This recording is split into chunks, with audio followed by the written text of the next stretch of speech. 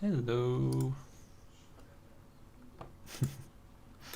I think I should be live. As usual, because it's been a while, I always feel a bit rusty. So hello everyone. Let me just organize my windows. The weird thing about live streams is that if you play the live stream while you're doing it, then you hear voice at like 5-second lag, so it's very distracting. So I just want to be able to see the chat so I can see what you're saying. Okay, I can do that. All right. So I can see there's some people already in the live stream, I believe. Where do I see that? I could see it 2 seconds ago.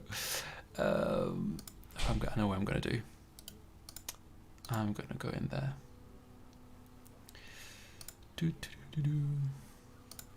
I don't know why there's something about live streams that means that it's always kind of tricky to do them. Like, I feel like they change the settings all the time, so I get confused. Okay. I can see the chat here. That's perfect, I think. Can anyone hear me? Can someone write something in the chat so I see that I'm not talking to myself, having a monologue or something? I don't see any messages so far. Anyway, so I decided that this weekend I wasn't going to do a video. I was feeling a bit tired, and I kind of was craving doing a live stream as well, because I haven't done one in a very long time. Sorry if my English is rusty, I just woke up like 2 hours ago. And yeah, I thought it was quite nice to do a live stream, because I don't do them enough. I really want at some point to be able to do a live stream once a week. But hey, time. I haven't had time properly so far. Hey, I hear you. Hello, by the way. Hello, Elise. How are you doing? So yeah, I'm a bit sleepy still, but I'm really happy because I woke up at 8, and I love waking up at 8. It's like there's so much I can do today, so it feels great. But if I wake up at like 10 or 11, I feel like I've wasted half of the day, even if even if I didn't actually waste half of the day, but that's cool. Salut, polish oneself. I'm gonna keep sharing the links on Twitter and all that stuff, just making sure that people are aware that there is a live stream. I'm not too bad. You? Well, not too bad. Can't complain. Today's Sunday, so it's kind of relaxing a bit. Even though I might actually do some recording today, because I'm trying to be a bit more organized with my videos. Because what's happened so far is that I finish, editing them on Saturday, so it's not. Yeah, it's not great. I should be able to finish them by Thursday so I can upload them on Saturday and feel a bit more relaxed in case something happens, but hey. So on Twitter, hello everyone. I'm live.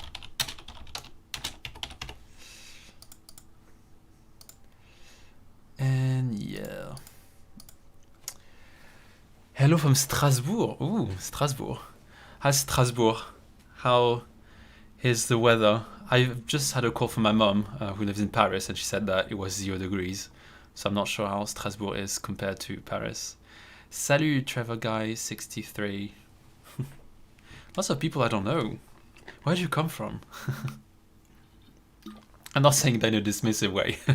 It's just always nice to see new people, new sort of faces, so to speak, to chat with. And also I've had, since the last few times I've done a live stream, there's been new subscribers as well. So I reckon there's going to be lots of people I haven't spoken to yet. So that's cool. Moi de Pologne, mais j'habite dans le sud de la France. Ah, okay. Nice. Very international. The weather is fine here. I feel like Strasbourg, you guys have it good, because the weather is always going to be nice whenever you go south of Paris, I guess. James Alphonse, hi. It's already quite a lot of people. I wasn't sure anyone would turn up. Like, I guess it depends on the time zone, but I find it difficult to decide what's a good time. I'm pretty flexible. I do like doing live streams in the morning. I feel like I'm more fresh, and I'm also thinking about people that live in Japan or in Asia in general, and I think for them that's kind of a good time. I think it's like 10 p.m. No, wait, no. I think when it's 10, oh, it's probably 1 a.m. actually. A bit late, but anyway, I can't accommodate everyone, so I thought that 11 a.m. in the UK is not bad. Shurya Avinash, hello. I didn't really check my background properly, but I think it's not too messy. It's all right. Got my writing board. I don't know if you guys want to know about this writing board I've got behind. I can't point. But I decided to buy it because, like, I've spoken a lot about timetabling and organization and, you know, motivation and stuff. And I love this board, so I raised it, and I tend to, you know, I put lots of stuff on there. And that's why sometimes it's blurred in my videos, because I don't put anything really personal, but it's just silly things like do my shopping, I don't know, whatever.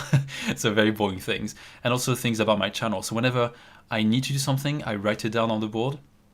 It's very convenient because I've got a pen, I just can just write, and then I just move on. And then I go back to it, I check my board, and then I can sort of, you know, do the things later. But what I'm trying to say is that for language, it's quite useful, because if there's a grammar point or something I want to do, or like some kind of, let's say, plans for the day, I can just say, okay, so today I'm going to read this book, I'm going to do my Anki reviews, I'm going to do my Japanese homework or whatever. And I like having everything on a board, because I used to write things on a piece of paper, but then the piece of paper would get lost, meaning I would just ignore it and probably bin it by mistake, and then I would never actually do the things that I wanted to do. So that's what I've come up with. It's been fairly successful. I do enjoy having things to write on the board, and then whenever I've done them, I can just clear the board, and it's quite satisfying, I guess. Anyway, I don't know if that was interesting. I'm trying. I'm rusty. I haven't done a live stream in a long time. So you're going to have to be patient with me. Anyway, who else is on the live stream? Shurya Avinash will soon be in Bordeaux for graduate school, provided COVID restrictions allow it. Found your channel while learning French. Oh, I'm glad. Nice. I've been trying to do a bit more. Okay, this is the situation at the moment. So I'm planning on releasing what should I call it? A French sort of service. I think service. I don't know if service is the right word, but I want to release a like a podcast service. But obviously it's nowhere near being sorted or anything. But it's something I'd like to do. So I'm trying at the moment to do a bit more French content, because so far my content was pretty general, aside from my Japanese updates. But I've always tried to keep my channel general. But I try to do a bit more French content, because I kind of, what's the word? I want to kind of show people that I also do content for French, and I want to do something that appeals to French learners as well. So I'm trying to do that every now and then. So that's why I did the reaction video to Lindy Boats. Sorry, my memory is bad today. Lindy Boats. And I also did one for Ophelia Vert a while ago. So I'm trying to do a bit more sort of French sort of content. So I hope you guys enjoy that. I'm going to try to do something at least once a month. I think that'd be quite cool to do that. That's sort of my objective, I guess. So yeah, checking Twitter as well. Sounds great. Looking forward to it. Yeah, me too. I'm really excited.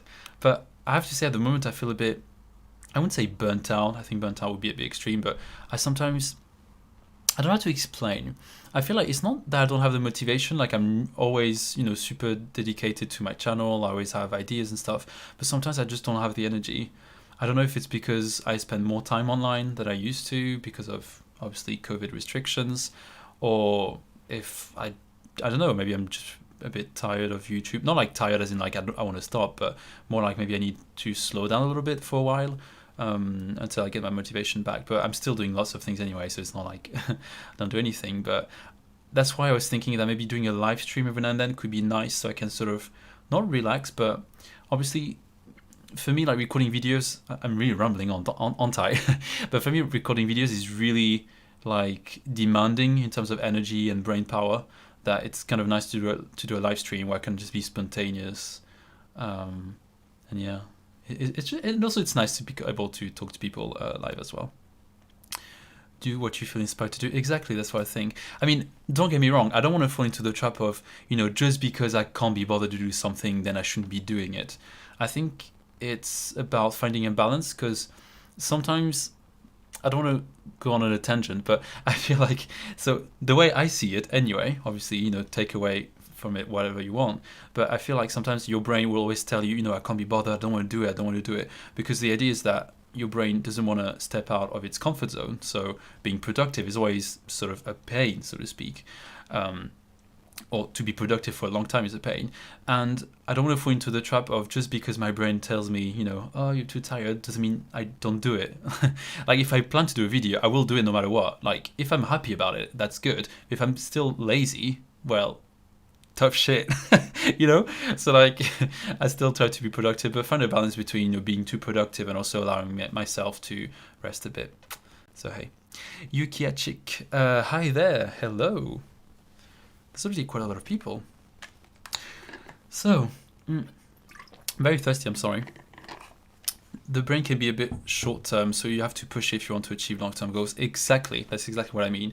So obviously sometimes every day there's going to be a moment where I'm not going to be bothered to do anything, but I still try to do something, because it's kind of like, so short-term reward would be to watch a TV show, do nothing, but long-term reward would be to actually still take action and be sort of proud that past you did what you didn't want to do, I guess. So yeah, I try to also think about that, but it's important to rest, of course. Anyway, so the aim of the live stream is kind of random. I didn't want to have anything in mind.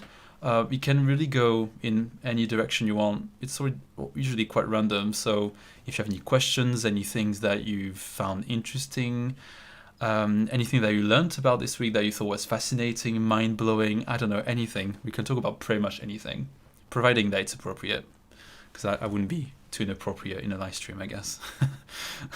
If that makes sense. I've got a reputation to hold, to maintain, I think. Although, to be fair, like, I don't think I'm going to save the live stream. I don't know. Like, some people save the live streams because mine are so random, I don't actually think people will want to watch them. So unless I was sort of doing a live presentation of something, then maybe I would keep it, but because it's just random conversations, like, I don't know. I don't personally watch live streams on replay. Either I'm live for them or I can't be bothered, usually. Have you ever tried the shadowing technique? I think it's called that, when you listen to something and repeat what they're saying. I haven't done it recently, but I used to do it a lot for English. So, well, it wasn't really shadowing, like, listening to a text and repeating, but I would do it in small, like, amounts, I guess. So when I was doing my BA in English, that was a long time ago. God, I'm old. That was like 9 years ago. We had phonology classes, and obviously we didn't have to, but I wanted to have the best pronunciation possible in English. So I would practice a lot, and I would just, try to repeat the words and learn the right pronunciation. And afterwards, what I would do is, when I would watch TV shows, then I would sometimes repeat what the characters say. So, like, I don't know, if there was a sentence that sounded funny or a nice expression, I would try to sort of play it back and then repeat it to sort of practice my pronunciation, I guess. But I don't really do shadowing so much. I don't feel like I need it. I mean, I'm guessing shadowing is really for pronunciation, I believe. Although it has benefits of, remembering the things you're reading and the grammar possibly. But I feel like the main goal is pronunciation. And I feel that it's not like I'm perfect at pronunciation, but I do have some kind of, what's the word in English? I can think of the French phrase.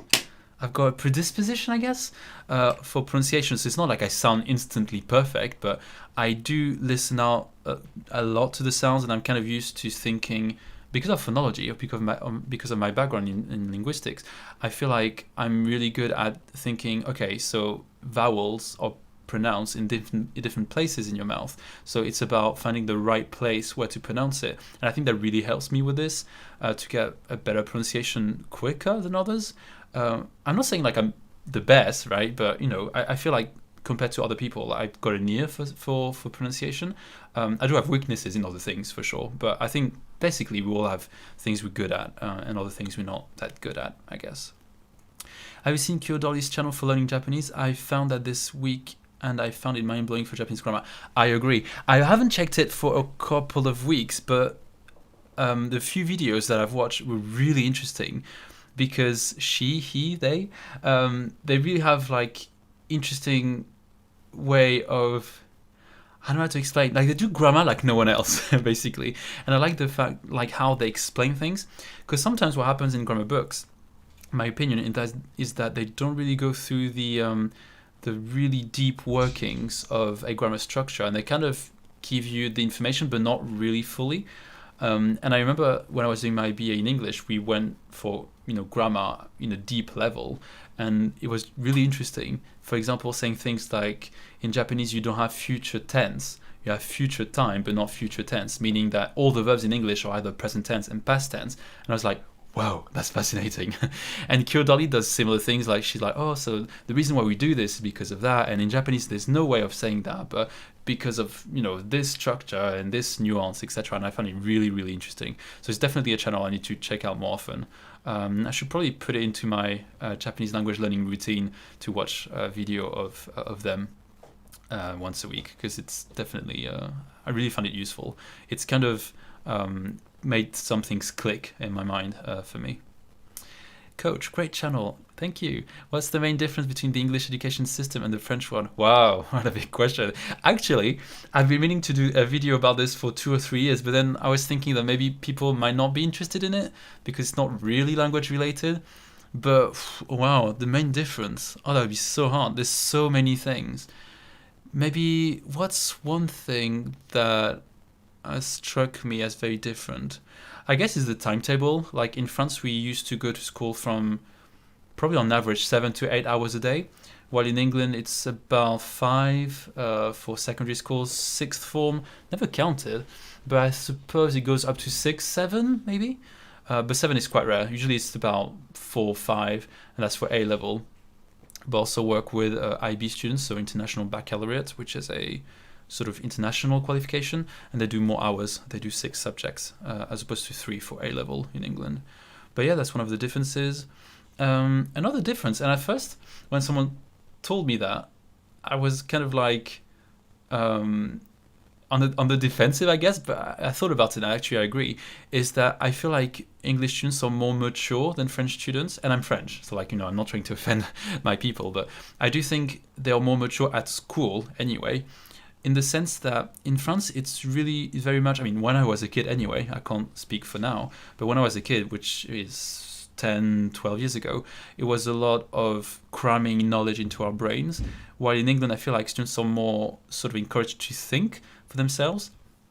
And in terms of my work, that does reflect, because sometimes we talk about issues that when I was a kid I wouldn't be able to sort of talk about, like immigration, gay marriage, family, the single parent family and things like that. So these topics are fairly mature, I think, and I don't think an average French student would be easily able to sort of frame or form ideas about these topics, because I think we do have knowledge, so we have a lot of culture, like, not culture is not the right word, but we have a lot of knowledge, like in terms of facts. I think French people are better at this than English people, but also we don't have the critical thinking skills as much as English people, if that makes sense. So I feel like the two systems could probably learn from each other, maybe.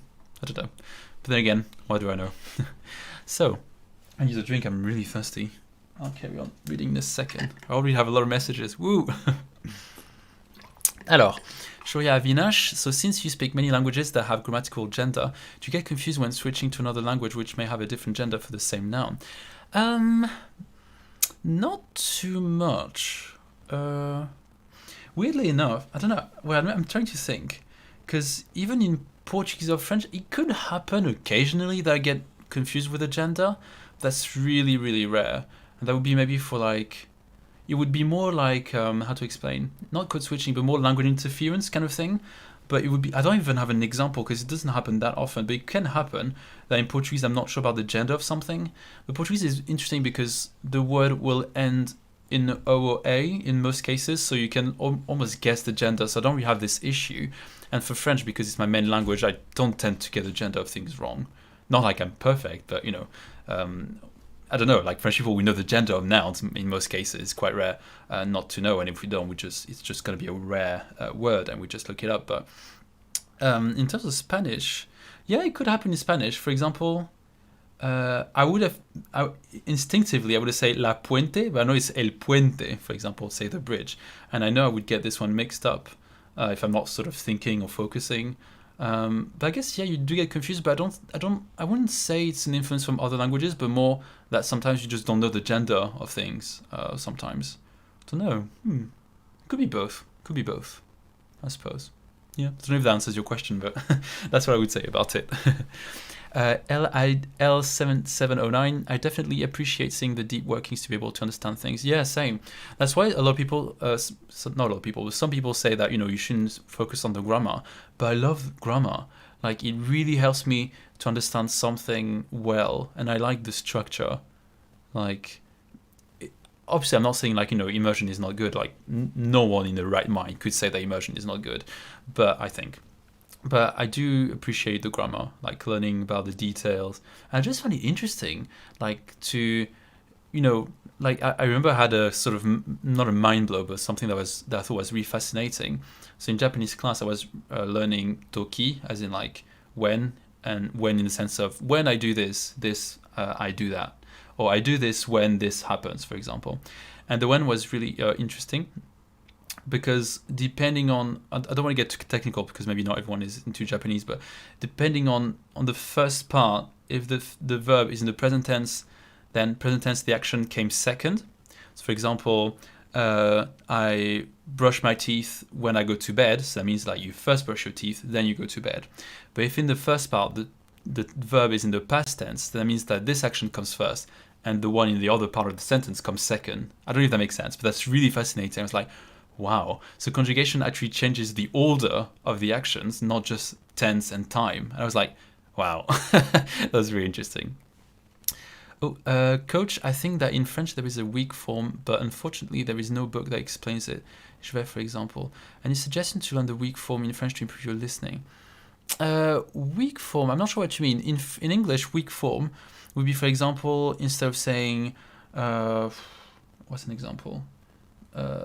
Like, I can't think of anything now. Weak form is like when there's a schwa. What's a word with a schwa? For example, been. Like, you might not, I think I'm correct, that I'm a bit rusty, but I think been as opposed to been would be a weak form, meaning that especially when you speak fast, grammatical words will sometimes weaken. I think you have something a bit similar when you have that. You can sometimes pronounce it that. That I think. Wait, can you? I'm too rusty now. No, okay, I need to find a better example. So weak form, what takes a weak form in English? Do you? I suppose do could be to take a weak form.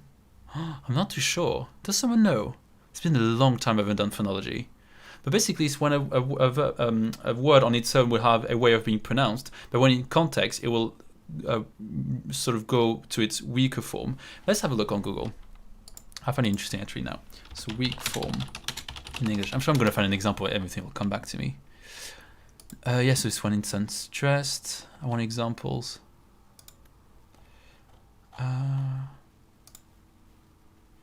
It tends to be grammatical words.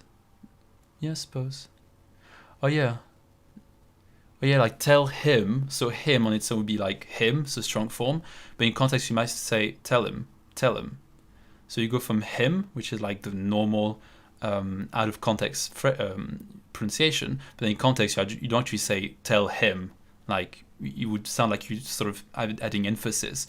Normally, you would just say tell him. Yeah, tell him that, not tell him that, I guess. Yeah. Oh yeah, would, of course. Like I would like. So I would like, I suppose. Anyway, linguistic stuff. Where am I? Ooh. Alors, so back to French. I'm not sure if in French, I don't know if the abbreviation is considered to be a weak form. I don't know enough about French sort of linguistics or grammar, so to speak, and pronunciation. But yeah, I'm not sure. I suppose je vais would be more considered like a casual sort of. Unless it's a weak form. That's interesting. I never thought about it that way. I imagine for me that was just more of an abbreviation, but I might be wrong. I'm not too sure actually. But I guess like weak forms, they. Let me read your question again. I don't know if you can learn them. It's more like, I guess it's more something you learn through immersion. Because obviously in books you say je vais instead of je vais, or je suis instead of je suis, or even je suis or shu in some cases. It's more something that you get in context. Personally, I try to teach it to my students. So whenever I teach pronunciation, I will tell them that, you know, sometimes je suis can mean je suis, or for example, je mangerai demain, for example. Je mangerai, so we don't say je mangerai. In casual French, we say je mangerai, so we don't pronounce the E really. But yeah. So James Alphonse, I'm pronouncing it the French way, I hope that's fine. Do you have any techniques for not mixing languages, for example, Spanish, French? Well, I feel like kind of strongly about it. So, okay, not strongly, but so I don't think there's a way to avoid mixing. And I'm basing this based on my research on bilingualism, because even though it's been a while, so I'm kind of rusty in my knowledge, but I did quite a bit of research on language mixing and code mixing. Code switching rather. Code mixing is also used, but code switching. And it's not something you can really avoid, and it's actually like the most normal thing to do ever. So it's kind of interesting how people get worried about it, or like they, so to speak, freak out. I mean, it depends. I mean, as far as I've known, I've read a lot of literature on code switching. There's never been an instance where code switching was ever due to or like a linguistic problem in your brain or anything like that. So it's nothing to worry about. It's absolutely normal. All bilinguals would do it. I imagine the only ones who don't is people that have really strong negative attitudes, but a normal bilingual that doesn't really, I don't want to say normal, but you know what I mean, like a regular average bilingual who doesn't try to change their speech like, you know, consciously, will always code switch. That's pretty normal. In terms of techniques, I feel like, from my knowledge, often the reason why people code switch is because, well, in terms of language learning, and I'm guessing you're sort of talking from the point of view of someone that's learning in a non-native language. Sorry, my nose is very itchy. I don't know why. My nose does that sometimes. But for someone that's learning a foreign language, I think it's sometimes a gap in the vocab. So if, for example, you mix, it can be that you're not too sure about the structure you're trying to use. Can I provide you with an example? For example, if you're saying that I am terrible at coming up with examples, which is really annoying as a teacher. But let's say I need to find a sentence that works as well. But imagine I want to use a sentence in Spanish. So let's imagine, okay, it's going to be silly, but okay, it's just to illustrate it. So imagine you say, soy el mayor de la clase, for example. And then you can remember how to say mayor, like the tallest. Then you can say, soy el más grand de la clase, for example. In that case, potentially, and there's no, you know, you can't always tell you know, in a sort of straightforward manner, but imagine it could be that you didn't know the word enough, or you wasn't fresh enough in your mind that you forgot about it. So then the word that came to you was the word in your strongest language, whether it's your native or non-native language. So it could be like sometimes el más grande or mayor. I wasn't sure. Más grande. I wasn't too sure actually. Thank you for correcting me. But regardless, so it would be maybe because you need to revise on the vocab or the grammar. So I don't know if that helps, but it could be that. Often it's because your vocab or in your other language is not strong enough, I guess. If you mix in French and Spanish, you speak Catalan. Also, sorry, I need to really know that. I'll come back to your comments. So my nose is so itchy, that's so annoying. I don't know why it does that. I didn't do anything. I don't have any allergies. Anyway. Where was I? Oh yeah. What language do you speak? I'm new to the channel, so Abdul Sattar Kasim. So again, it all depends what you mean by what language do you speak, but I speak French and Portuguese because I'm a native speaker of both. As you can probably tell by my accent, I am French. And I speak English, obviously, because I'm doing this live stream in English. And I do speak Spanish. I don't know, fluently, it's kind of arguable. I can understand it fluently, so I'm definitely a passive bilingual in Spanish. But in speaking, I'm a little bit more behind because of lack of practice. So yeah. And then Italian, I've learnt a bit, so I can't really speak it that much anymore, but I can obviously still understand it because I learnt the grammar. And Japanese, obviously. I always forget about Japanese, but nope. I do Japanese every day. I don't know how I can forget. But I also do Japanese, but I'm still beginner level. And apparently, according to my teacher, I'm starting doing N4 level stuff, so that's really exciting. I need a drink again. I hope I'm not going to run out of water during the live stream. So, Matthew Dykes. What about in French, je suis, suis-je? Would the second je be a weak form? I'm not too sure. That's a good question. I don't think it would be a weak form. I don't know what would be weak about it. But again, I'm not a specialist of nothing in general. But I'm not that knowledgeable in phonology of French. But first of all, suis is not really used. I don't even think you need to learn the subject verb inversion. It's really not used. Like, I can't think of a context I would use it. The only context I would use it would be if I was trying to sound posh on purpose, or just particularly fancy. But that would be more like for comical effect, I guess, than actually saying it. You could still hear people saying it if they've tried to be really posh about their accent, but yeah. What motivated you throughout all the English journey? Wow. I think what motivated me was because I wanted to speak a new language, but I think that wasn't the strong reason. I was a kid. I was like 13 when I really got into English, or 14, maybe 13, I think. And I just wanted to watch. I was watching Desperate Housewives, which I'm rewatching at the moment because I love this show. It's like the best show in the world. And Marcia Cross, one of the actresses, liked a tweet of mine. I was like, oh, I was like a fanboy. Anyway, so it started because I was watching Desperate Housewives, the first season at the time in French, and then I wanted to watch the second season, but it was not available in dubbed French, so I had to watch it with subtitles. And that's kind of when I started to watch things in English, because I did a bit in Portugal when I would go, because in Portugal all the films and movies are all they're not subbed. They're not dubbed. They're subbed. So I would be exposed to English a little bit. I'm being aware of the light in my face. Sorry, and then I just started watching Desperate Housewives with TV with subtitles, and then gradually I was just watching more shows, more and more, and then I kind of managed to sort of take in lots of vocab and grammar, and then I think that's when it started really. Then I don't know if I had a reason, but I just wanted to watch TV shows, and by mistake, so to speak, I learned English, I guess. But obviously, I was doing it at school as well, so it's not like I was never actively learning English. But the fluency really came from watching TV shows and wanting to watch them ahead of everyone, because at the time, still now, I guess, but at the time you could download TV shows the next day after they've been sort of broadcast on TV. And yeah, that was the only way to watch them before everyone. Otherwise, you had to wait a year for it to be dubbed. I was like, I'm not gonna wait 1 year. Come on now. So I would just watch it like that. Abdul Sattar Kasim. So I do a lot of mixing sometimes when speaking Arabic and Hebrew. But it actually becomes fun when you speak to someone who speaks both.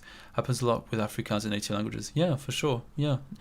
As I said, yeah, it's pretty normal. Like a lot of, I would say all people, I could, maybe not all, but, most people that are bilingual, even non-native bilinguals, they will mix, especially when they come into, not always. Like, what I mean to say is that bilinguals won't mix unless it makes sense to do so. So imagine I speak, obviously Portuguese, French, and English, but I wouldn't just switch to Portuguese to someone that I know doesn't speak Portuguese, because that's kind of rude and weird. Because the point of code switching is for communicative reasons. So you only code switch normally, unless you're talking about language mixing, which is a bit, or language interference, but that's a bit of a different topic. But in normal sort of regular bilingual conversations, then you would only mix if you know the other person can understand you. Otherwise, you're weird. Like, the person will not understand you. Like, imagine if I speak in a language that you don't understand, it's going to create a breakdown, or not a breakdown. I don't know if that's the right word, but let's go with breakdown, or it's going to ruin the flow of the conversation, basically. So you don't want to do that. That doesn't make sense.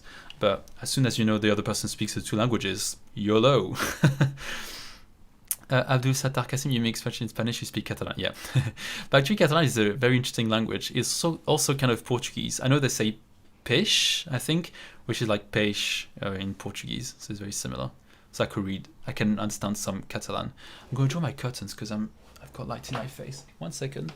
Whoop, whoop. I think if I close this, I'll be better. I don't want to be in the dark totally. Oop, move my camera. All right. Where was I?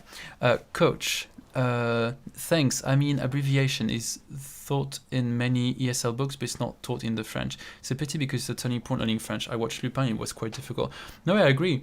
I think that's also why I'm going to brighten up my camera. Hold on. That's a bit better. But yeah, I think it's a shame because in French we use them a lot, and that's kind of ridiculous not to teach the way people actually speak, and that's why I try to do it in my lessons. But obviously, you know, there's so much time I have and I can't really go through everything, but I do try to tell them, you know, like that's how we would actually say it in real life. And yeah, it's important because otherwise you go in the real world and nothing makes sense. So I'm gonna like brighten it up a bit more. Okay, that's better, I think. Je suis à plus, etc. Yeah, exactly. Salut Kevin, been following you on Twitter, first time here. Hey, welcome. I think Occitan is a bit more closer to Portuguese than what Catalan is. I haven't heard a lot of Occitan much. I wouldn't know. It wouldn't be surprising. But it felt to me that Occitan was actually fairly different. Like, maybe I should probably listen to some of it. Yeah, and see if I can understand any of it, but I'm not too sure. Any project for the future of your channel? Oh, wow. Let's think. What am I comfortable sharing yet? I don't want to say everything. I'll give you something. Let me think. So what's a project that I have? I want to do with someone a guess the accent challenge again. I haven't spoken to that person yet. I will at some point. It's just not the right time at the moment. But I will in a couple of weeks. I'll try to plan another one because I really enjoy doing this video challenge. So yeah, that's one of my projects. Does that satisfy your curiosity? Hi Kevin, I am Nina from Twitter. Oh yeah, Nina. Could you make a video for Portuguese lessons for beginners? Well, good question. I am thinking, but that's not really on the table for now, but I am thinking of doing videos in Portuguese. I want to do a Portuguese channel at some point. It's something that's been in the back of my mind for a long time now.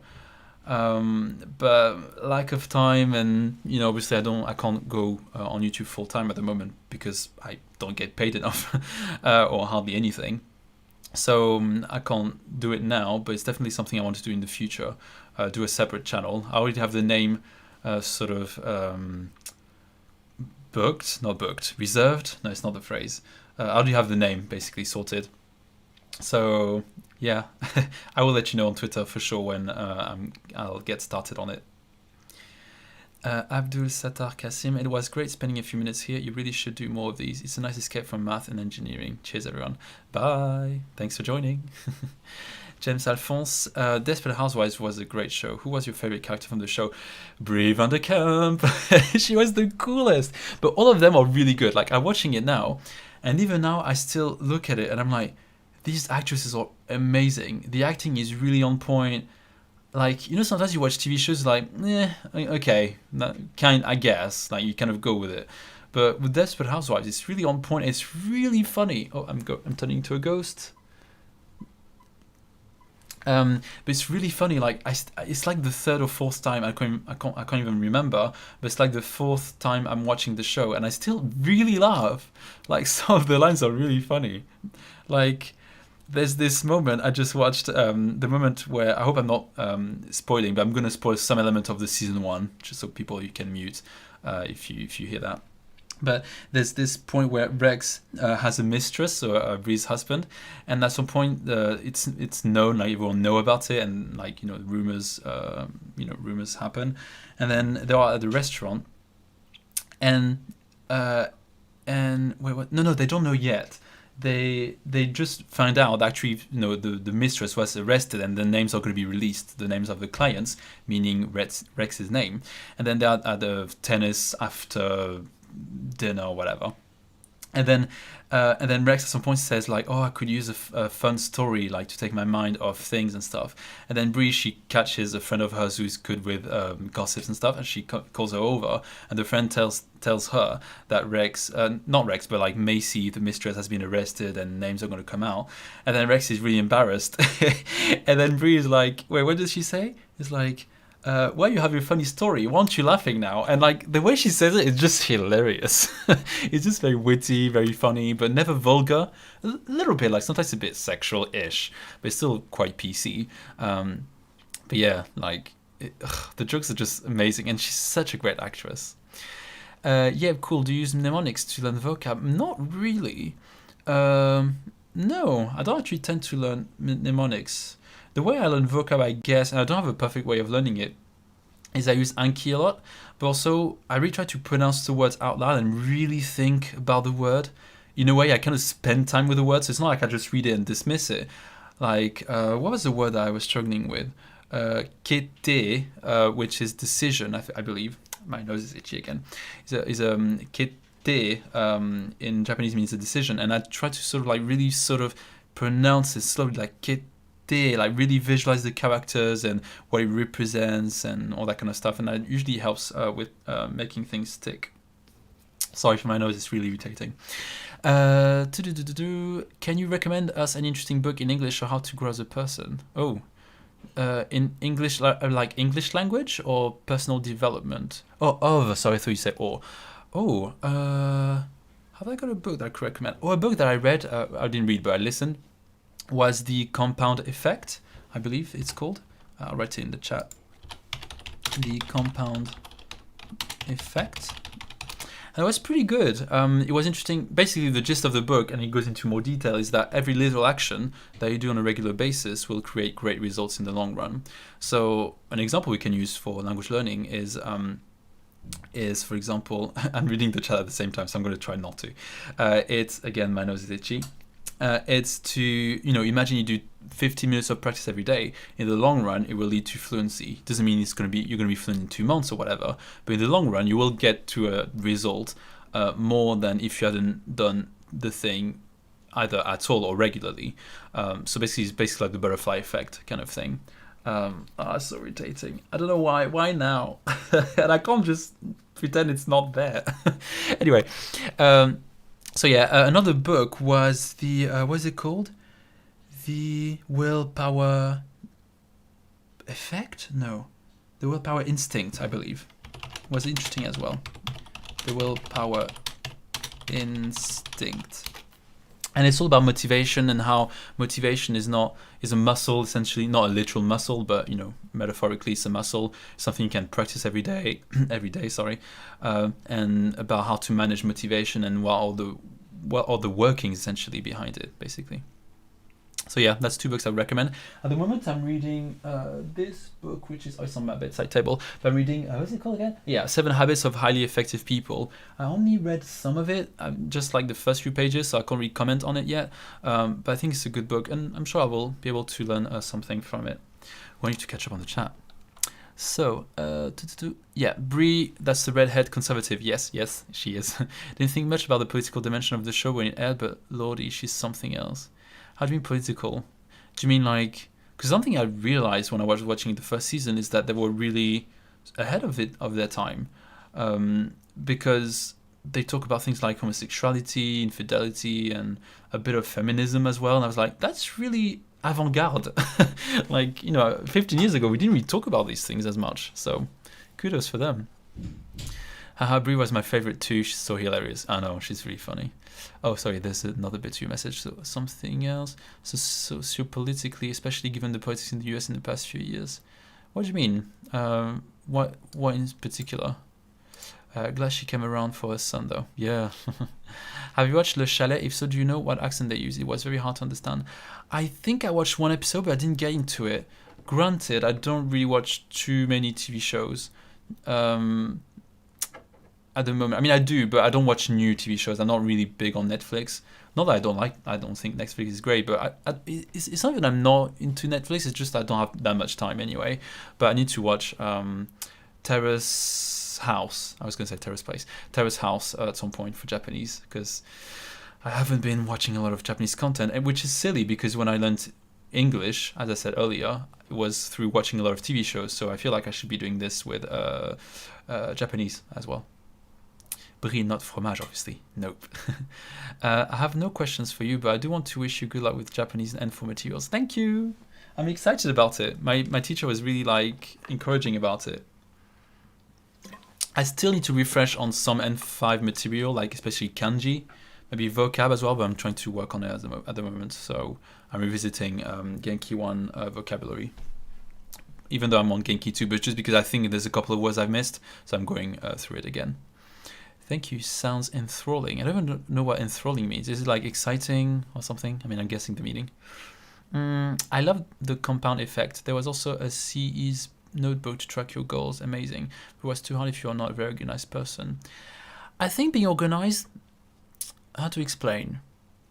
It's something that I've learned from following another YouTuber. She's French. She does a lot of personal development.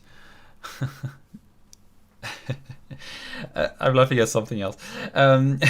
Someone mentioned Steve Kaufman, and I've got things to say.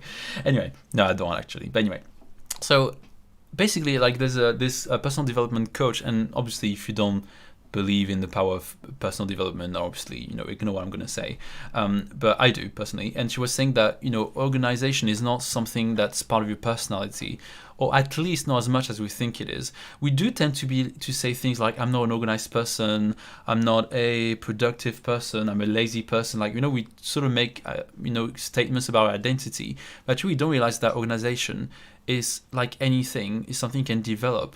And yes, sure, I suppose some people are more easily organized for various reasons. I'm not a psychologist, I don't know. But there's lots of reasons why people organize. But just because now you're not organized doesn't mean you can't be organized later. So I would try to make sure not to fall into that trap, because something you can actually work on. I don't think we're all born organized as pro-organizers, but we can be. Like when I was a kid, I used to play hours of video games. I would never thought that could be. I was able to sort of maintain a YouTube channel, and here I go. And same for languages. It's just something to work on. And I think the willpower instinct was very interesting for that, because it tells you that it's all about practice, really. An organization, like any skill in life, like learning languages, is something you can practice and improve, I think. Atomic Habits by James Clear is a good one. Oh, I don't know about it. What's the gist of it? Would you be able to share? PV, I can't read all that. Ayala Carla, why does your name sound familiar? Carla. Isn't like a linguistics thing? Not sure. Maybe I'm wrong. Anyway, what do you think is more prone to thrive in England regarding to jobs? Oh, wow. I would have no idea, but I reckon anything online. Because of the current circumstances, yeah. I agree, avant-garde, that's an issue, assertive values. Yeah, because I don't know, Desperate Housewives is, Brie is very conservative, but it's interesting how they sort of prone things like, Edie Britt, she's the character that sleeps around a lot, she's kind of has the self-proclaimed whore of the Wisteria Lane, but they still talk about it. It's very interesting, I think. Obviously, it's still very politically correct, but they still make some statements, I think, which I think is interesting. What's your favorite polyglot on YouTube apart Kaufman, who's the master of all? I can't tell if you're being ironic because of the drama with Kaufman. Who's my favorite polyglot? It's not necessarily based on skill. I guess who do I click more with? I don't know. I don't really have a favorite person in particular. There's people that I like. I really like Ophelia Vert. I think she's really cool. I really like her style. Who else? I don't know. I really don't have any people in particular.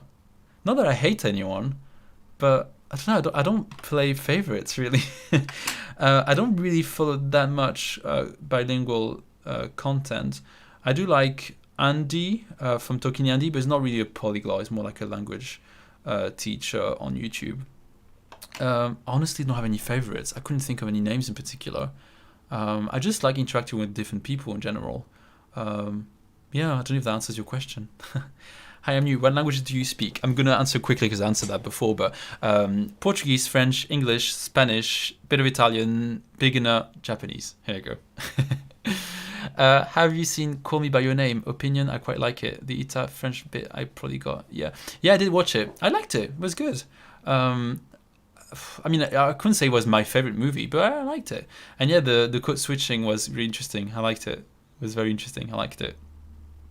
I did have subtitles. I do always watch things with subtitles, except from French content, but in English I still use subtitles.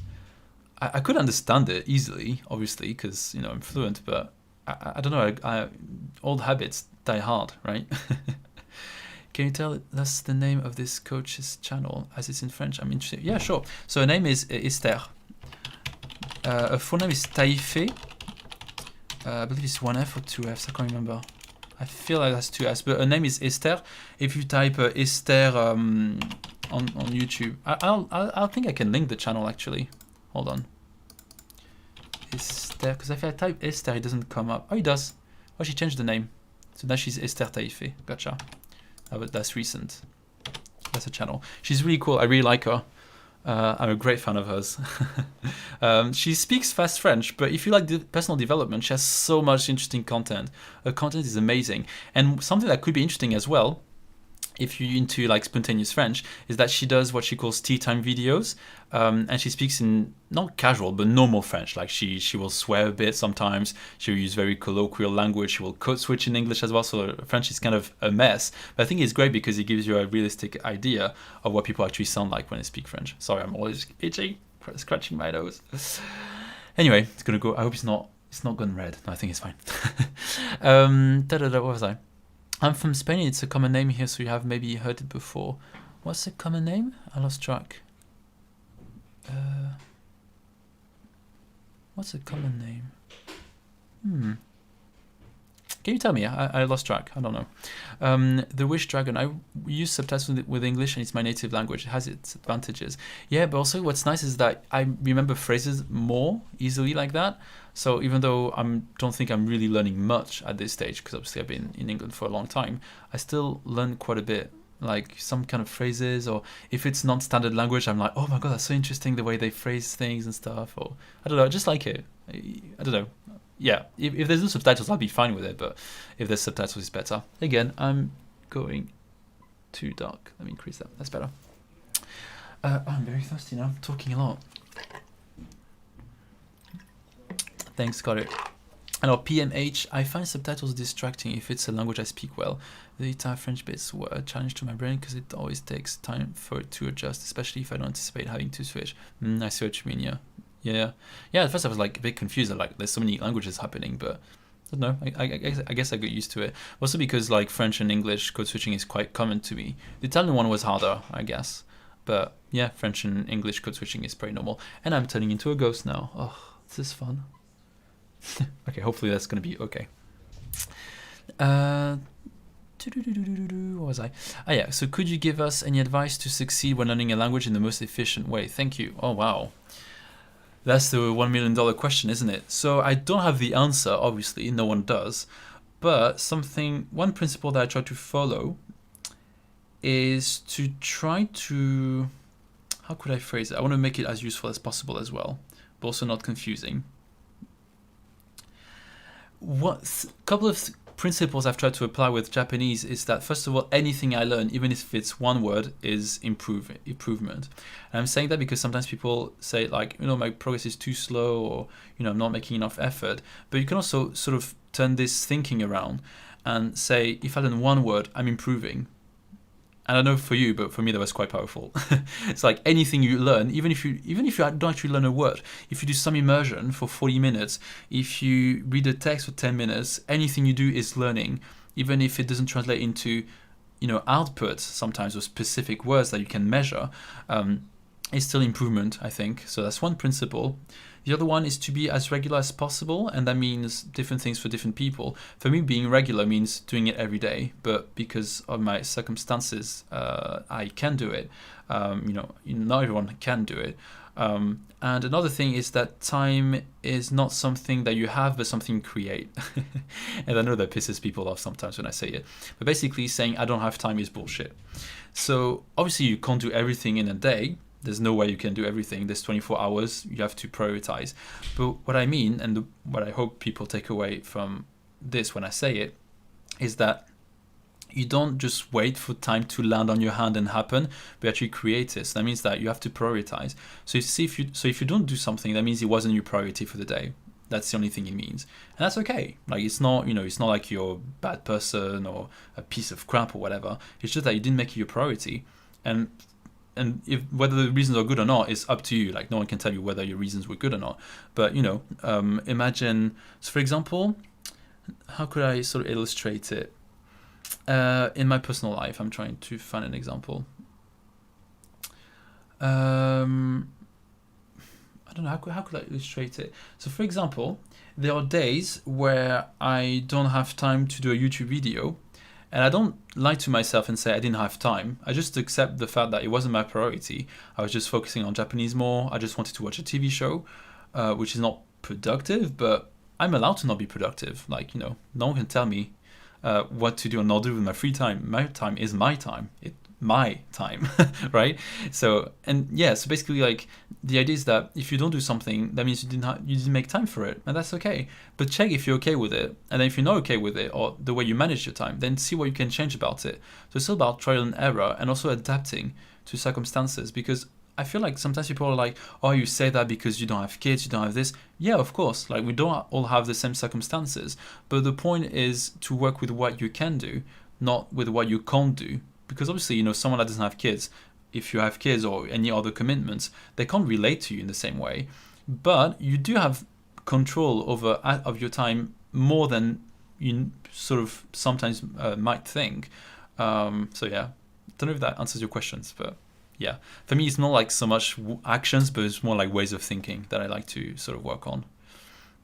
That makes sense. PMH stumbled on a YouTube vid in ITA that analyzes the movie and the book. I understood quite a bit. It's natural and scripted speech, but it was tiring. Yeah, listening to a language, especially at beginning level or intermediate level, can be quite tiring. I remember when I moved to England, I couldn't keep up conversations in English for more than an hour. I would get really tired. Either tired or maybe that was the introvert in me sort of kicking in. I do get tired from long interactions, but that's because I'm introverted, so I do get tired basically, but also because it's tiring to speak English anyway. I mean, a foreign language. I think it's because you said my name. I've summed for you. Yeah, maybe. Yeah, I don't know. You seemed like you had the name of a linguistics organization or whatever. I don't know. Anyway, advice. I think it's vital to have a proficient speaker to communicate with and get some correction from them as appropriate. Of course, there's only so much one can do on one's own. Yeah, I agree. Yeah, for sure. Talking to other people is great. Like having someone to ask questions to. The only thing I would say is obviously don't harass them. Like I do have sort of pen pals in Japanese, but I try not to message them every day about questions. I try to sort of, as much as I can, I look it up, and then every now and then when we chat, I just ask them questions, I guess. Whew, let me have a drink. Like, introvert, as a language teacher of all things, must be something in your past lives you're paying for. What do you read? Wait, are you commenting on the fact that I'm a teacher? Yeah, that's interesting. To be honest, it's something that I figured out more recently. So for the couple of last years, I used to think I was introverted, and that was it. Like, that was just me. But then I said that to a friend, and he was like, "Oh, Kevin, you're full of crap. Remember when you were going to parties, you were the life of the parties." And that really made me laugh because, like, I wasn't the center of attention, but when I go to parties, I'm really sociable. Like, I love it. I love, like, partying with people, talking to different people. And what I figured out is that I'm an ambivert, basically. I do have more extroverted tendencies, and I think that's why, probably, I don't know, I do use things like YouTube or a lot of online work. But I also can be really extroverted and be very open to talking to people.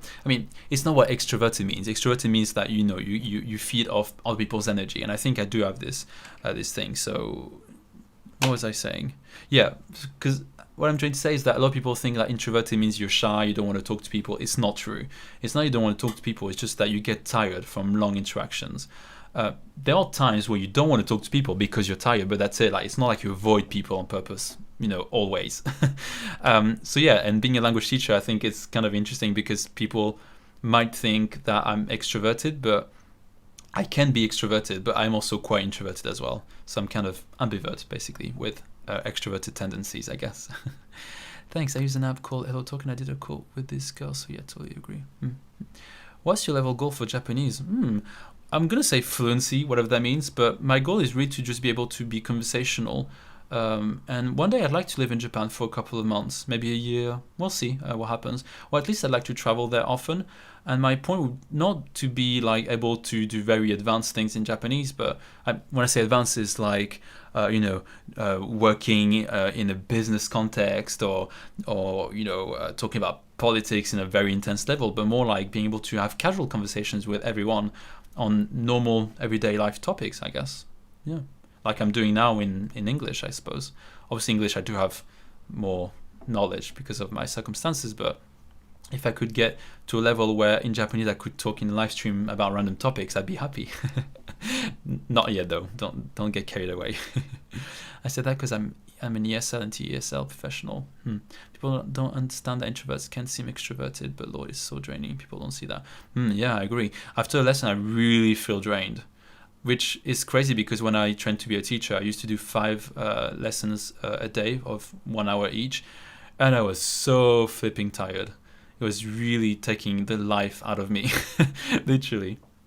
But hey, it's all right. I feel like being introverted is different from being shy. I say this as a shy. Exactly. I hate it. I absolutely hate it when polyglots make videos about being shy introverted in the same video, because often what happens is that they don't define the terms. So then people keep on thinking that being shy introverted is the same thing, and it's absolutely not the same thing. You could be extroverted and be really shy. That doesn't mean anything. So yeah, it annoys me because I think introversion is not something you can really control, whereas shyness is something you can work on. So that's one important difference. I used to be a really shy person. I still am shy, I think, but less because of, I'm a teacher, so I'm used to talking to people and I'm comfortable with, talking to people that I don't know. But when I was a kid, I couldn't even go to the bakery to buy bread. And that was like a 10-second interaction, but I was so shy about it. And that involved no talking, just saying like, une baguette s'il vous plaît, merci, au revoir, and that was like really hard for me. But I put myself in situations, I talked about this in the last video I uploaded on my channel in French, where I also like singing a lot, and singing for me was sort of like a gateway, I don't know if you can say that in English, but like a way for me to work on my shyness, because I performed in live in front of audiences, and that really helped me work on my shyness. And also teaching, you work on your shyness because you're literally the attention, the main attention in the room. So yeah. Tired from teaching is one sign of a good teacher because there are so many things to attend. Yeah. People think teaching is easy, but it's not even just know how to explain the grammar. It's managing everything, like making sure that people are on task. If, for example, someone doesn't understand, you have to sort of improvise and be able to re-explain. You have to be able to answer questions. Like, you have to be aware of everything, and you have to be there for your students. And that's actually one of my weaknesses, is that I'm too much at the front of the room, and I try as much as possible now. And I think I manage to let them be more independent. So it doesn't mean I just sit at my desk, but I tell them to do a task for 15 minutes, and then I just kind of go around, help them individually. And that's a little bit less tiring as well than being in front of the class and talking and things like that. Being a teacher is exhausting enough. As an introvert, I'm amazed I'm still alive. I know, right? But I think as a teacher, you put on a persona in a way, don't you? Like, I think. Like, I'm sure as a teacher, people think I'm probably great fun at parties, but actually I think I'm quite a quiet person, But as I said, I have also my moments where I'm really sort of extroverted, so I don't know. It's hard to really explain, I guess, but I suppose people could imagine that I'm not a shy person while really I'm a shy person. And also, interestingly enough, I'm doing YouTube and I'm saying I'm shy. Like, come on. Like, I'm sure a lot of shy people are like, come on, no way you're shy and doing YouTube. But hey. folks, Kevin is a great singer, by the way. Oh, thank you. That's really, really kind of you. I'd say that you can be introverted or shy, but if you love languages, your passion can help you overcome the fear of speaking in a foreign language. Yeah, for sure. It's kind of related to what I was saying about singing, you know, because singing is not something that I wanted to do only in my room, like, you know, on my own or in the bathroom, whatever. Then it kind of forces you, or rather, you know, you have to overcome your shyness if you want to open up opportunities for yourself.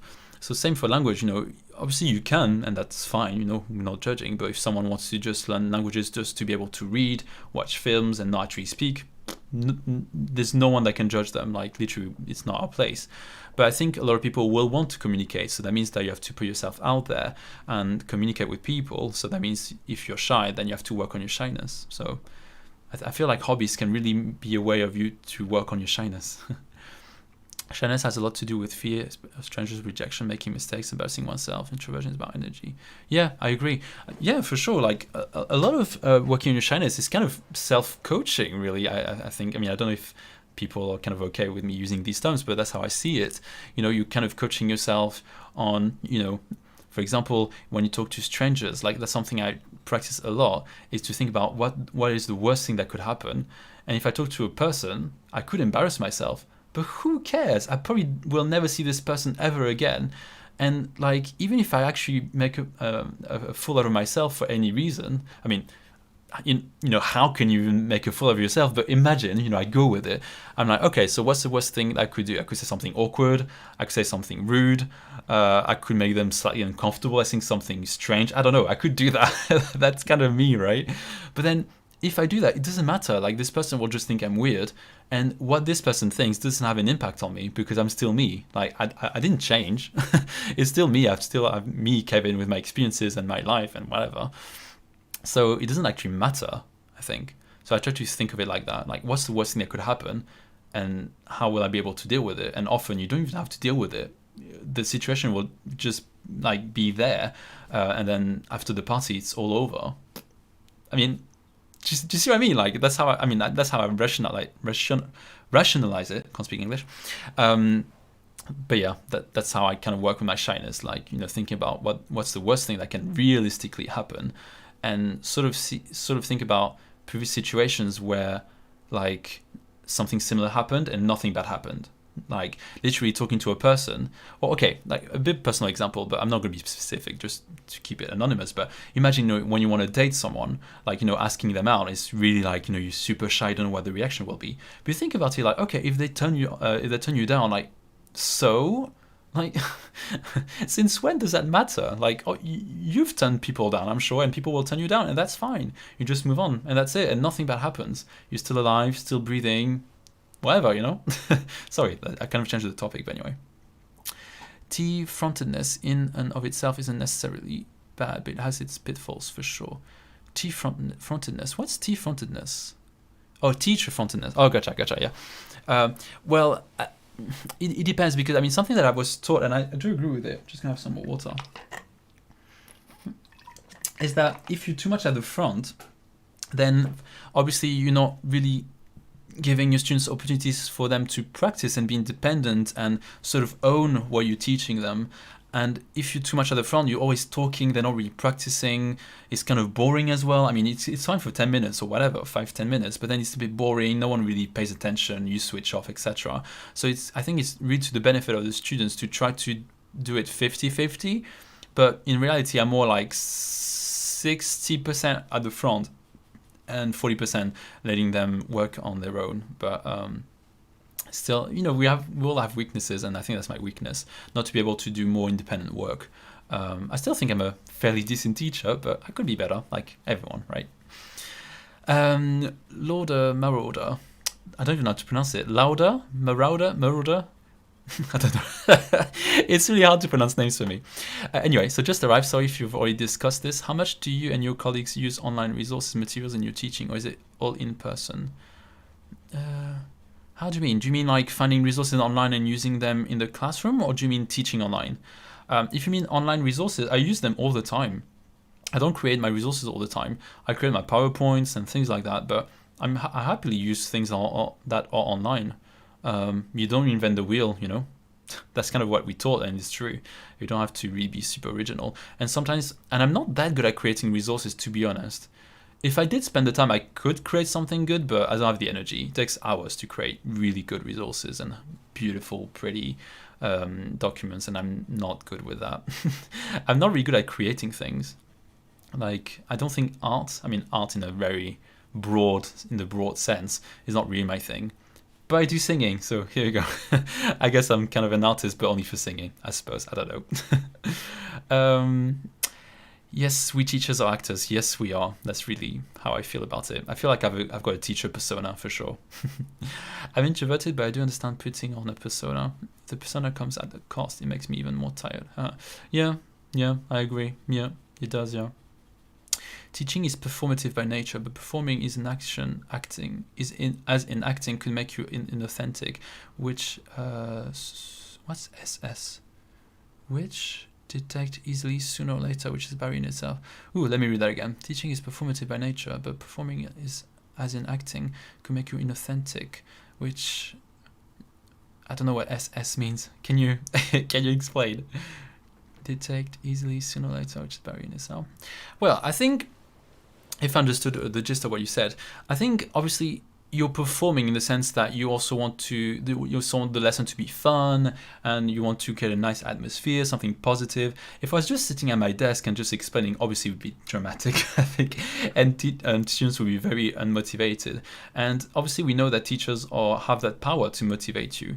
And I crack jokes and all the time. I think I'm quite a funny teacher, not hilarious, but I do make students laugh. Or maybe they're making fun of me. I don't know, but I think I'm a bit funny.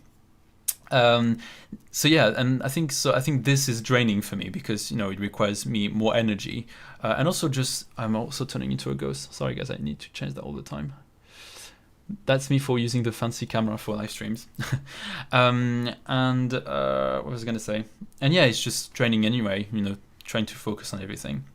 I try to maximize student-centeredness in my work, but the degree depends only on things like topics. Setting and student expectations. Oh, ESL. Wait, English second language and teaching English as a second language. How is it different? Oh, do you mean? I'm not sure. Do you mean like the students versus the teacher? Wow, I'm not actually familiar with these acronyms. Oh, SS students. Okay, gotcha. Yeah. Well, I think students detect, but obviously, I don't know. I think it's so much my persona. I can't even change it. I feel like I'm still natural. I'm still me, but I do have a more professional persona. Let's say I would say, if that makes sense. But I think we all do have personas. Like we present ourselves differently depending on the situation. So in a way, we're not always authentic, I suppose. So that's a bit of a like what's the word? Not controversial, but it's very subjective, I guess. But that's what I think. I work with adult learners, so I'm sure being authentic works different than young learners. Yeah, I suppose it's different as well because with adults, you can. I feel like I don't know to explain with specific examples, but I'm a bit different with adults than I am with kids, because with adults you can sort of talk about different topics. You can. I don't want to say inappropriate. My lessons are not inappropriate, but sometimes some of the topics are a bit more adult. Not even in an appropriate sense, but more like traveling to experiences, and you chat a bit more. Like the interaction is just different. With kids, they very much expect the knowledge or the interaction to come from you, as opposed to something being more collaborative. I feel that's my experience anyway. I'm very thirsty. I might stop the live stream in about 5 minutes, I suppose. The introverted me is getting a bit tired. I'm feeling a bit drained. That's all right. We can carry on a bit more. Yes, we all do have personas, but performing like on stage is a different kettle. Oh yeah, for sure. Yeah, I wouldn't say I'm acting. I think I'm more performing, I suppose. That's a good way of putting it, I suppose. No, wait, that's not what you said. No, I mean like perform. I don't know how to explain, but like putting on persona and performing in a stage is obviously different. There's different skills, different training as well.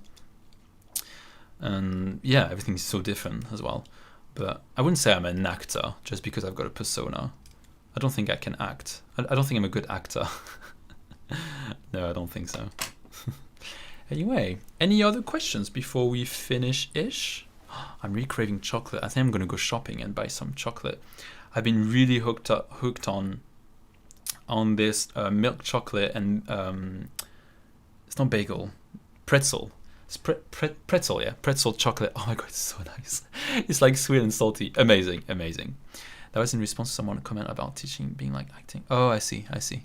Sorry, I lose track sometimes of who's saying what. But a good singer.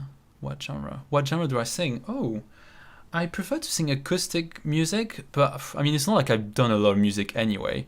But I tend to prefer piano and guitar singing, like acoustic basically, because I've never tried anything else really. But the reason, I mean, something that's a limitation that I have is because of my skills essentially. But like, how to explain? So the way I did my covers the other day was that I had to find an instrumental and then sing over it. But if you use a different style of music, then you have to edit differently. And editing something that's more pop or even electronic is obviously more difficult than something that's acoustic, because acoustic is more pure. And yeah, I don't know how to explain. I mean, I'm not a professional at all, so that's why it's kind of hard, I guess, for me to explain. But like, it's just different, and it requires different skills, which I don't have. But I would like to know more about music production. That's something that could be fun. I would enjoy that. Yeah, that could be fun. I love Pretz chocolate. Oh, sweet and salty, 10 out of 10. You know what? I wasn't sure I would like it. I was like, come on, it's another one of those British people's weird taste in food and stuff. They're like, okay, you know what? I'm going to try it just to prove them they're wrong. And then I tried it and I was like, oh my God, I love it. It's the best. It's really nice. I'm hooked. Absolutely hooked. Who's your favorite French author? I can't really say I'm an avid reader, but an author that I really liked is Victor Hugo. And because I read Les Miserables a few years ago, maybe 3 years ago, and it was amazing. I loved it. Obviously, like, what's interesting is that I was expecting it to be harder to read, but actually it was not very hard to read from a native speaker's point of view, right?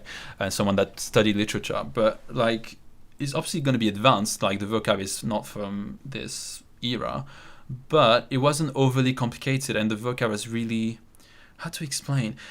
Victor Hugo has a way of making characters really relatable. Like, he makes them really human, and obviously it's the point of Les Miserables. Les Miserables, I mean, in my opinion, is, people that are like normal people, really. Like, they're not rich people. They're people you can actually relate to. I mean, I can relate to because I'm not rich. But yeah, and I loved it. And it just makes all the characters very endearing, and I loved it. My favorite bit was reading about Cosette and Fantine, and I loved that. Like, it was really, really good. I enjoyed it. I could probably read it again, but it's 2,000 pages. Come on now. I need to read other things. In a former life, I studied opera singing and choral conducting in London before I got into ESL. Do you mean literally in a former life, or you mean like metaphorically? Because I love choir singing. I've done it for 4 years. I love it. And I couldn't conduct, but I've done it. Oh, I think I'm running out of battery, so I'm going to finish very soon. No battery. I don't know if you can hear me. I think you can. I think I'm going to have to finish this live stream without... Let me see if I can swap the camera to my webcam. That was a long live stream after all. Let's see.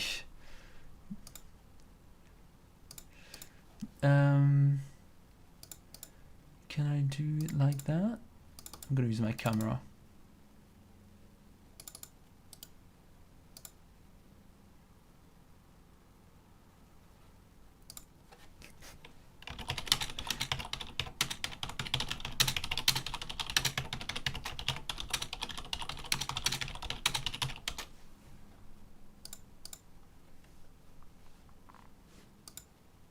I don't even know. Can you actually hear me still?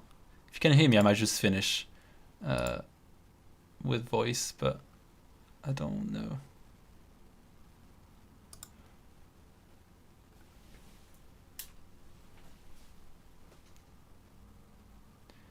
Okay, you can hear me. Okay, it's back. Okay. Oh, need to. Oh no, that's not what I wanted to do. Okay, the screen is a bit weird. I don't know how to fix it now. Here you go. It's just going to be to finish. I don't know why the camera is not Wait, I need to figure it out. Scale filtering, I think that's it. Is it? No. I'm not very good at OBS. You're gonna have to forgive me. There's a way of doing it, but I can't remember now. I think it's scale filtering. No. Oh, anyway, not gonna worry about it. Anyway, so I'm just gonna go through the questions. So Victor, sorry, sorry if this is off topic, but I would like to live in England and I would like to work on something related to medicine. Is that thriving there? Are there opportunities in the future? I'm the worst person to ask because I don't know anything about medicine. I wouldn't know, to be honest. I'm sorry. I would have no idea. No clue at all. I don't even have any friends that work in health or anything. Sorry, couldn't help. So Victor Hugo is amazing as soon as you get through the mental hurdle of how long the books are. Yeah, it's true. But the writing is really simple. Not like easy, but simple compared to other classical things. Oh, someone is answering the medicine question. Thank you, the Wish Dragon. I love his poetry. Yeah, his poetry is really good. Demain dès l'aube, je partirai. I can't remember the rest, but it's just beautiful. All hands on deck over here because of the situation. Yeah, no battery. It was a joke. Of course, it's different. Being on stage after months of rehearsal is a different business. We also have apprentice positions in the NHS. Good luck finding a job. It's very competitive. Imagine. We can hear you fine. Yes, we can hear. Okay, we could hear. At least can still hear you. Yeah, you could be like sort of like podcast then. You know, it goes from video to sound. So podcast. At least you can still hear you. Yeah, I didn't realize my camera wouldn't last that long, so now I know it's about an hour and 10 minutes. Good to know. Now we see you. Good. Yeah, anyway, so I'm going to finish because I ran out of battery and I'm getting a bit tired anyway. Introverted problems, right? And then I'm starving and I've got amazing lasagna that I made yesterday waiting for me. So no offense if I ditch you now. Anyway, so thank you for joining. That was fun. I really enjoyed it. I'm going to try, I promise, to do it more often because it's really a lot of fun. It's great to be doing some live streams. Thanks for live stream. Demain dès l'aube, à l'heure où blanchit, je partirai. Wait, it says something tu sais. I don't know, but it's such a beautiful poem. I need to reread it. It's been a while. Oh, yeah, you're right. À l'heure où blanchit la campagne. Oh, that's so beautiful. Anyway, all right. So I'm gonna finish here. Thank you for joining. I'll probably chat with you on Twitter if you're on Twitter. If you're not on Twitter, please do follow me. All the links should be in the description box below. And yeah, have a good day. Have a great day, and I'll speak to you later. Bye. No, I need to do my YouTube thing. Bye.